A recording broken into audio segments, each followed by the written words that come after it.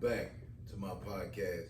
It's now season 2 of this podcast that I started. And if you guys have been following me since basically the beginning of the pandemic, you guys know I dropped the Modern Bachelor podcast, which was about 20 solid episodes where we covered just about everything, man. We covered, generational curses, men not stepping up, being good fathers. We talked about dating, protecting yourself financially. We talked about protecting your health.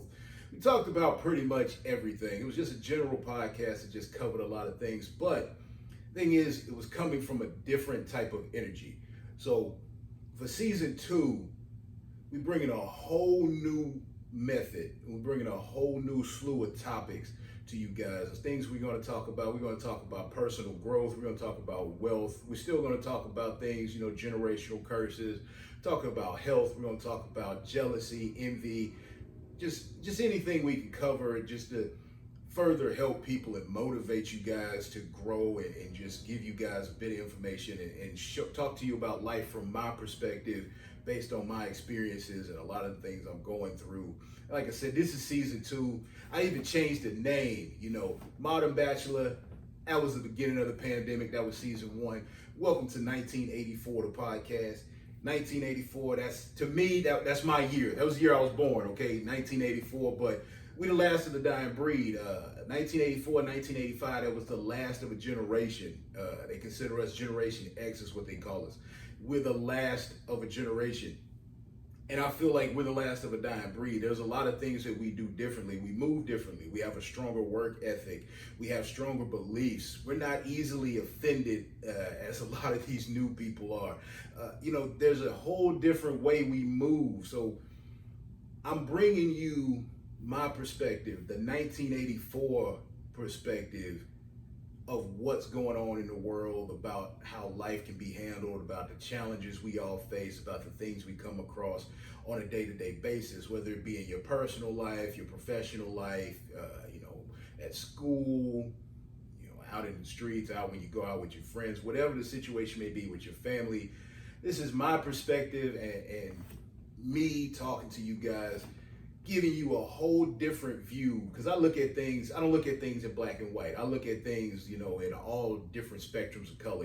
Everything isn't just black and white. I don't look at things in 2 dimensions. I look at things in 3 dimensions. I consider myself a realist. I don't care if the glass is half full or half empty. I want to know what's in the glass. Okay, that's what I want to know. Tell me what's in that glass. I don't care if it's half empty or half full. What the hell we drinking? That's what I want to know. But I thank you guys for tuning in. Like I said, this is season 2. This is the first episode of the podcast that I'm recording and uploading. So from here on out, yes, I'm going to be recording the podcast on video as well as audio. I'm streaming across all platforms still, iTunes, Spotify, Anchor, Google, all platforms available for this podcast to be uploaded to. But the first thing I want to talk to you from this relaunch, the first thing we're going to talk about on the 1984 podcast is jealousy and envy. Yes, I'm going straight in, hot topic, jealousy and envy. Let me tell you something. Everybody has haters. You've heard of haters. You heard of, people jealous of you, backstabbers. The new word you hear all the time is ops. You hear that a lot in hip hop. You hear that a lot, people talk about their ops. Ops is slang for opposition. The opposition is your competition. That's the people that don't want to see you make it. That's the people that want to see you fall. That's the people that want to see you fail. But one thing you have to understand, and one thing that I've learned over the years as I've grown, is that your opposition, your haters, the people that are jealous of you, it's not always a negative thing. You can use that energy that they're putting out. You can use that hatred and that envy to help yourself grow. Because my thing is, if they don't like you, that means you're doing something right. And it means you need to keep doing it and you need to do more of it. And a lot of people say, oh, well, anybody can say they have haters. Anybody can say anything is hate. Believe it or not, listen, if you're successful in any way, shape, or form, you don't have to be a multimillionaire. You don't have to be a professional athlete. You don't have to be the CEO of a company. You don't have to be famous or anything. You can just be normal old you. You can just be normal old middle class you driving just a nice luxury sedan, wearing nice clothes with a little jewelry, and somebody is not going to like you because they're miserable and they don't have access to those things. So you look at it this way, look at when you're at work. Just say you're the go-to employee. You're always on time, always there. You get your work done. You keep yourself knowledgeable about policies, procedures. Everybody enjoys seeing you. You're just that person in the office. You're a go-getter. You're always constantly trying to be promoted, taking yourself to the next level, trying to learn a new skill. There's always going to be that person you work with who doesn't have that same drive. They don't have that same work ethic. They're lazy. They're constantly late. They're always calling in. They don't get their work done. When they do it, it's the bare minimum. They're not trying to promote. They've been there since the dawn of time. They've been there since OJ was wearing isotoners, and they have yet to promote. They're not applying themselves, but they get upset because you come in and you're just running through that place like a freight train. You came out like you were shot out of a cannon. Day one, you're trying to figure out what you need to do to move to the next step. And you're going to have somebody there who doesn't have that same driving mentality that's going to try to hold you back. They're going to speak negative of you. They're going to paint this negative picture of you. They're going to make people think that you're not as great as you really are. But that's where you have to understand that you are as great as you really are.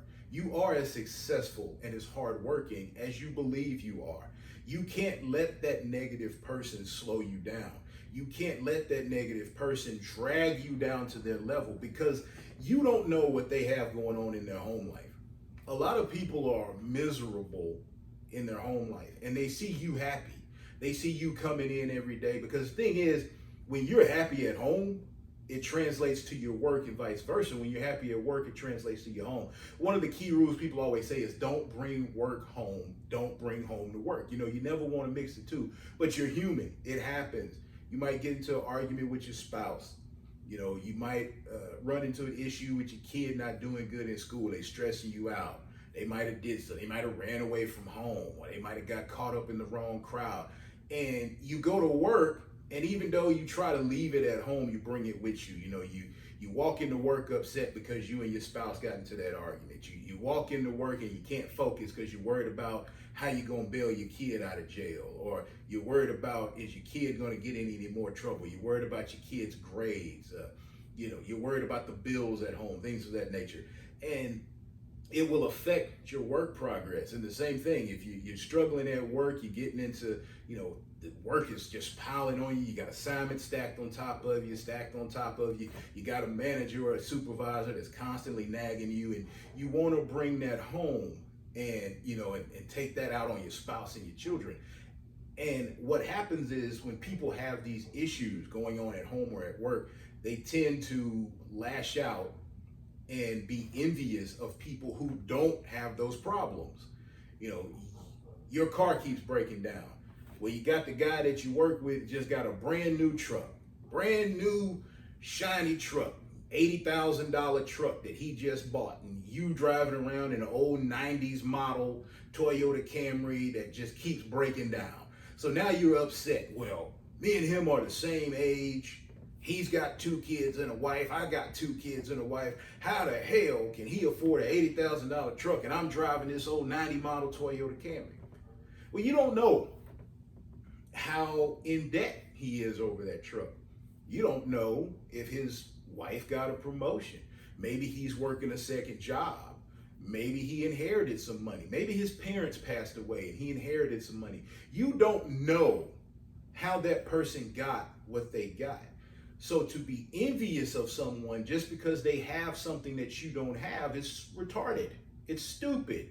Don't do it because you don't know what they have. You don't know what they're going through. Some people are working 2 or 3 jobs to pay for the things they have. You don't realize that. Some people are in extreme credit card debt to pay for the things they have, but you don't realize that, and you automatically become jealous and envious of them because they have something you don't have. So what I'm saying to you is, when you encounter a person like that, when you meet somebody like that who is jealous or envious of you, Look at what they have or what they don't have, and look at what you have. Just compare yourself in your head, not to rub it in their face, not to make them feel like a bad person, not to put them down, but to reassure yourself that you're not doing anything wrong. You know, look at what you have. Look at how blessed you are. I used to think blessings were strictly financial. You hear people talk all the time, about being blessed with good health and this and that. But when I was younger, to me, bro, I ain't blessed unless I'm paid. Like, if we ain't talking financial, I'm not. I don't believe it. I don't believe you. But now that I've gotten older and I've matured, I understand that blessings go far beyond just financial blessings. Yes, I'm blessed with health, blessed with supportive family, blessed with supportive girlfriend, blessed with supportive friends, blessed with a great job, with great benefits, being able to just do things, blessed to travel, blessed to eat where I want to eat. I'm not concerned where my next meal is coming from. I'm not sitting here and worrying about where my next meal is coming from. But some people don't have the ability to count their blessings. Some people don't have that because they're too busy looking at what you have. They're too busy concerned about what you have accomplished. They're too busy concerned about your gold chain or your gold watch or your shoes or your car or your house, that they can't focus on what they have. That was something that I was struggling with relationship wise. I wasn't worried about it financially. That didn't bother me. I wasn't worried about what the next man had financially. I could care less what the next man drives, what the next man wears, because I can get it just like they can get it. I know how to hustle. But when it came to relationships, when it came to, finding someone, I was so focused on that. I'm not going to say perfect woman, but I was focused on trying to find what somebody else had. You see the people on Instagram, you see the people on social media, and they're always just ridiculously happy. And I was so focused on trying to get that, to try to make that happen. I was looking for that. I was just focused, so focused on everybody else. Focus on how everybody else's relationship was going, who this guy was dating. Like, oh man, how did he get her? Like, man, I want her. How did he get her? Or what did she see in him? Man, I don't get it. I was so focused on them that I wasn't paying attention to what was right in front of me. Once I shifted my focus, or should I say, once I removed those distractions and stopped worrying about what other people's relationships were like, I stopped being envious of other people's relationships. I was able to establish my own. I was able to, actually see what I've been missing. It's the same concept with everything. If you're so busy being focused on what the next person is doing, you might not see it as jealousy. You're like, oh, I'm not a jealous person. But if you're constantly looking at what somebody else has or what somebody else is doing, and you're trying to figure out how they did it or how you can do it too, or why, or should I say not how you can do it too, that's more of motivation. But if you're looking at why is it not happening to me, if that's your focus, if you're not saying, hey, man, you're a hard worker, man, you got all this nice stuff, I'm trying to get where you're at. I'm trying to put in as much work as you're putting in to get that. That's not jealousy. That's not envy. That's motivation. But when you look at somebody like, man, how did you get that? Man, you don't need that. Man, what you doing with all that? Man, why'd you spend that money on that? Man, what you gonna do with that? Man, the thing that I hear all the time and people don't realize that it's one of the most jealous phrases in the world, it must be nice. When you get something or you do something and somebody says, must be nice, they hate it. They jealous. It's envy. Even if they don't realize it. They might not even be one of those type of people that really are out to get you or out to be jealous towards you. But that phrase in itself is a very jealous-hearted phrase. Must be nice. I've been hearing that my whole career. I've been hearing that ever since. I've been working since I was 17. But when you come into a business or you come into an occupation and you're young, and you're making decent money, especially, you're making as much money as the person that's been there 20 years. They might make $1 more than you or something like that based on the raises and things like that, but they haven't promoted. If they're still in that same position, when you come into that position, you're going to be making close to what they're making. And when you're young, you don't have children, you're not married, your money is pretty much just a free-for-all. I mean, it's unspoken for. You can do whatever you want to do. You can buy motorcycles, you can buy cars, you can buy boats, you can buy big houses, you can rent condos, you can take trips. And the older people who are there that have families, they've had financial hardships, but they haven't elevated themselves, they haven't promoted. When they see you, you show up in the new, sports car, and the first thing out the mouth, must be nice. Wait till you have children. Wait till you get married. Oh, that's gonna stop. See, I never speak to people younger than me in that type of tone. When I see young people doing good, when I see young people working, I see young people spending their money, buying cars, buying houses, taking trips, I'm proud. I'm happy because that's what you're supposed to do. You only get one shot at this. We only go one time around in life. We don't get 2 or 3 chances. You only get one shot. So when I see someone young, working hard, spending money, buying things they want, like I said, being successful, going to school, promoting, I applaud that. I'm not going to tell them, just wait. You just wait till you get older. Wait till you have kids. No. I tell them, hey, you're preparing yourself for when you have children. You're preparing yourself for when you get married. You're preparing yourself for that journey because now, yes, you're wild with your money, but you're getting that out your system. You're not going to have any regrets. When you settle down and you trade that 2-seater in for an SUV because you got a baby on the way and, you need the car seat, you need the grocery getter. You can't put a car seat in a sports car. You trade that in, you get the SUV, or you might have twins or triplets and you end up getting the minivan, or, you want to get your wife a nice vehicle. You don't care about yourself. You're like, hey, I don't want my wife and my kids riding in something raggedy. So I'm going to invest my money and get her the big Escalade. And I'm just going to go get me a nice little used truck to get me back and forth from work. If we need to take a long trip, we'll take the Escalade. That does not make you a bad person.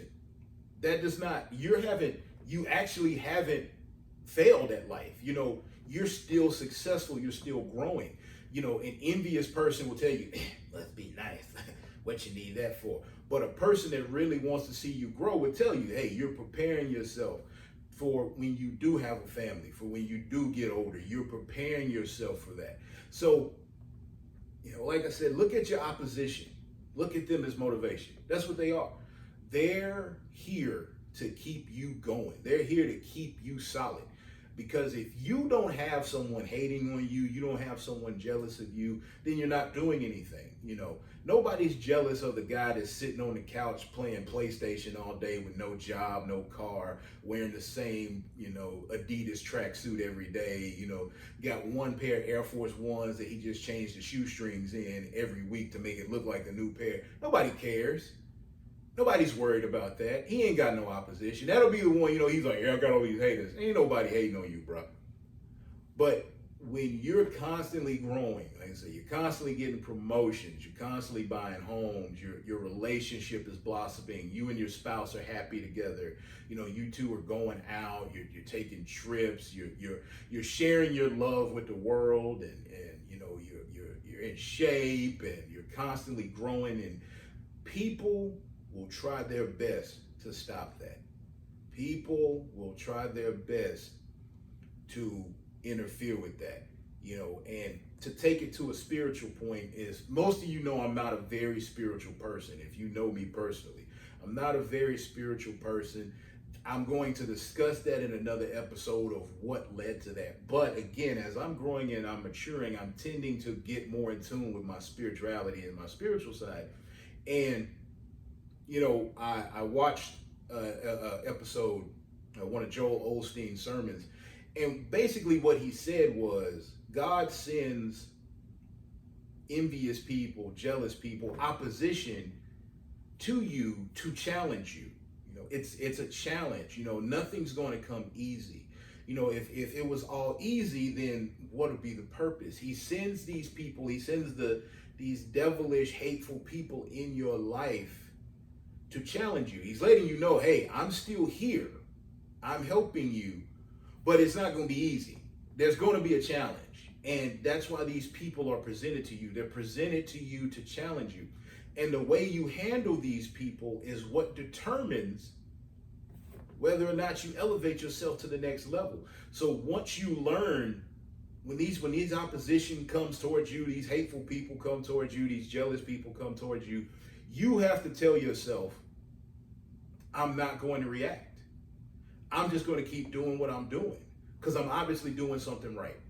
If these people have a problem with everything I do, they have a problem with the car I drive, they have a problem with the clothes I wear, they have a problem with my haircut, they have a problem with where I eat, they have a problem with my vacations, they have a problem with just the sound of my voice, they have a problem. That's how you know you're doing something right. You have to keep moving, keep growing, and keep doing what you're doing. Don't let them slow you down.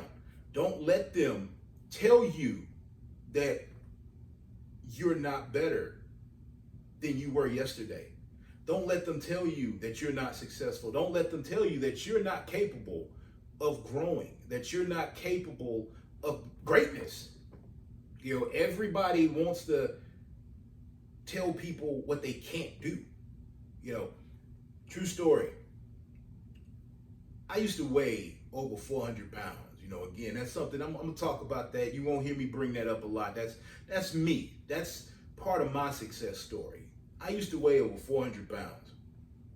I was depressed, and everybody knows, stress spelled backwards is desserts, So when I was depressed and stressed, I would just eat, which was counterproductive because it was just making me bigger and more out of shape. I had some health issues, high blood pressure, diabetes, lactose intolerant, acid reflux issues, sleep apnea, you name it. Okay, I had this laundry list of health issues, social issues, didn't want to go places, didn't want to talk to people, hated being the biggest guy in the room, I hated that. So I lost weight. Start working out with a friend of mine. We started going to the gym every morning, start working out. I dropped the weight. Do you know, when I dropped the weight, people congratulated me. Oh yeah, people congratulated me. Oh man, good job. Way to go. What type of surgery did you have? Well, I didn't have any surgery. I did it naturally. Oh. Well, congratulations, but you're going to put it back on. You just wait. Yeah, you're not going to stick to it. You're gonna quit doing. Now, mind you, I dropped over 200 pounds. When my first go round, it was just 200 pounds. Just dropped it. Got healthy. I went from a size 6X to about a 3X.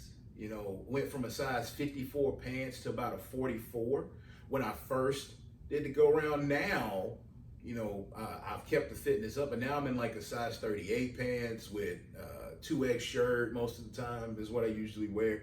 So, obviously I kept going, but people told me, oh yeah, you're going to put it back on. You're not going to keep that weight off. You're going to put it back on. Now, mind you, I just went out there and grinded hard for a year and a half and shed 200 pounds, all natural by myself, no help, but I'm going to put it back on. Now, these were people who were out of shape. These were people who were constantly gaining weight. They couldn't they couldn't step away from the table. I didn't diss them. I understood. I got it. But what happened was, at some point I became interested in bodybuilding and strength training. And yes, I was a little cocky. I was a little arrogant at the time. That's my personality. That's who I am. I'm in touch with myself. I know who I am. I will tell people all the time, hey, I can be arrogant. I can be cocky. I'm very confident with who I am. So when I started lifting weights, there was a guy, he told me, he said, he saw me looking at a muscle magazine. He's like, oh, you'll never look like that. You can't do that. You won't make that. You can't do that. 6 months later, I went to a party. He was there. He saw me, and as I walked in the door, he said, oh my God, you're doing it. I had bulked up, had trim my waist down, slim my waist down, broad shoulders, big legs, big biceps, big neck, and put on all this muscle. And naturally, wasn't taking any steroids or anything like that. I was just doing what the nutritionist said. I was eating, working out, taking vitamins, getting plenty of rest, put on all this muscle. But the fact that when I first started, his initial response was, "You're not going to do that. You can't do that. You can't do that." Then when he saw me 6 months later, "Oh my God, I can't believe you're doing that." And I'm not saying he was jealous. I'm not saying he was envious. But again, he was sent to discourage me. He was sent there to challenge me, because when he told me, "You can't do that. You can't put on that kind of muscle. You can't be a bodybuilder. You can't strength train like that," I could have easily just said, "You know what, you're right." And I could have stopped. I could have stopped right there. And it never would have led to where I'm at today. I'm in a whole different position, being into the gym, being into fitness, being into strength training, bodybuilding. I've met a lot of friends, made a lot of business connections, actually been very successful training people online through my success with weight loss and the knowledge that I've gained over the years. But if I would have listened to those people, who told me I was going to gain the weight back, told me I would never be, in shape, told me I'd never be, into muscle building and bodybuilding and strength training. If I would have listened to those people, then I wouldn't be here doing what I am doing. I wouldn't be as happy as I am today. I wouldn't have met the people that I've met. I wouldn't have established the relationships and friendships that I have established over time. I would not have motivated the amount of people that I have motivated over the past 10 or so years through my weight loss transformations. People won't always tell you that you motivate them, but you can see it. I've had people come up to me, it may be 5 years down the road. I hadn't seen these people in 5 years. They'll come up to me and they'll be like, "You know what, man? I follow you on Instagram. I see your pictures. I see your posts. I see your gym check-ins. Man, you got me off the couch. You got me moving. You got me back running. You got me back exercising. I feel great. I've lost X amount of pounds. And you've helped me change my lifestyle. Just by watching you." Now I've had people tell me that. Now, like I said, just as I've had people, the envious and hateful people tell me, "Ugh, nobody cares you're working out. You don't have to check in on Facebook every time you work out. Ugh, you don't have to post a transformation picture every Thursday. We know you lost weight. You don't have to keep doing that." I don't have to, but I want to.